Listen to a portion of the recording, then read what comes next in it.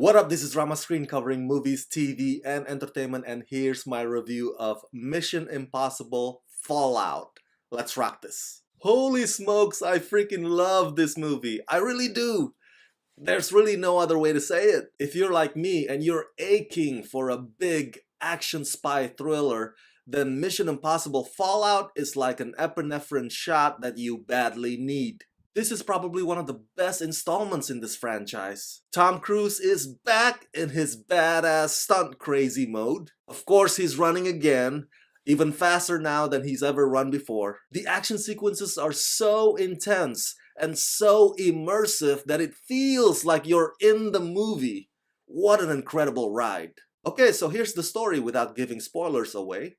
In Mission Impossible Fallout, the IMF team, led by the controversial Ethan Hunt, played by the iconic Tom Cruise, is now under scrutiny because of their recent blunder, which they are trying to fix. But turns out, it all leads up to a familiar enemy from the past who is now back and hell-bent on destroying the world.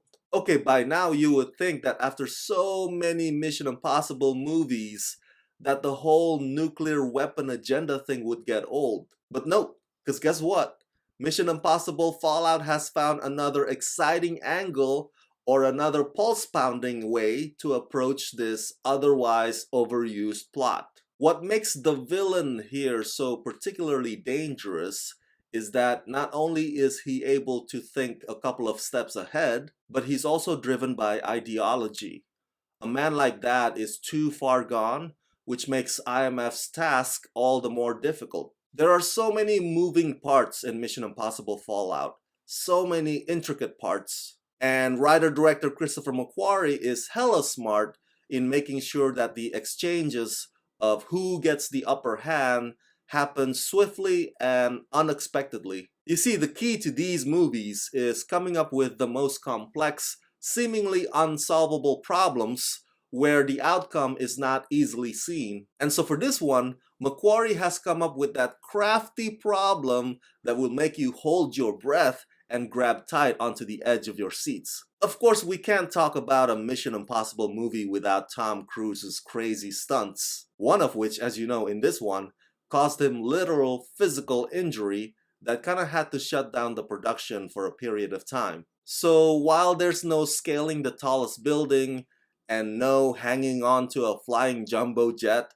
don't worry, because Mission Impossible Fallout has a ton of tricks up its sleeves. So many chases in this film, and not only car on car or car on motorcycle, but there's also an incredibly well-staged helicopter chase. And the cinematography throughout those sequences is so well done, it transports you to that place. Which is why I said earlier, it feels like you're in the movie. All of the set pieces are so visceral and so cinematic.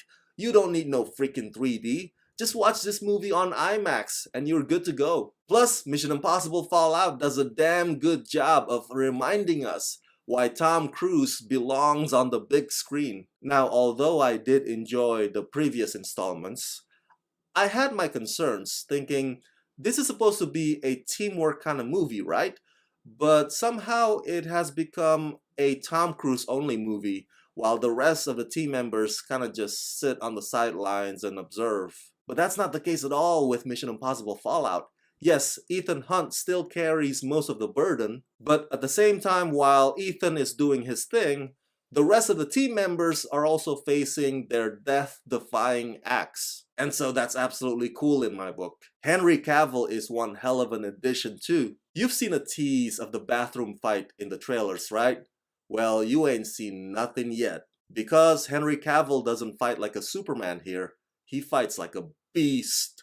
Great move on the script's part as well to put more emphasis on the female characters surrounding Ethan Hunt. That way, it doesn't feel like an all-boys club anymore. And the females featured in this film are characters you don't want to mess with because they can come back at you like a freight train. This film also has some heartfelt moments which I find pleasantly surprising, but it makes sense considering the stakes are high. So if I were to rank all of the Mission Impossible movies from my most favorite to my least favorite, they would be Mission Impossible Ghost Protocol, Mission Impossible Fallout, Mission Impossible Rogue Nation, Mission Impossible 3, Mission Impossible, and then Mission Impossible 2. So guys, to conclude, overall, Mission Impossible Fallout is the perfect summer blockbuster that will blow everything else out of the water. Do not miss this movie. Go check it out. So that's it. That's my review of Mission Impossible Fallout. Share your thoughts in the comment section below. Share this video with all your friends on the YouTubeverse. And as always, subscribe to my channel and ring the bell so you can get notified whenever I post new videos. This latest review is made possible thanks to your support on Patreon. So please go to patreon.com/ramascreen.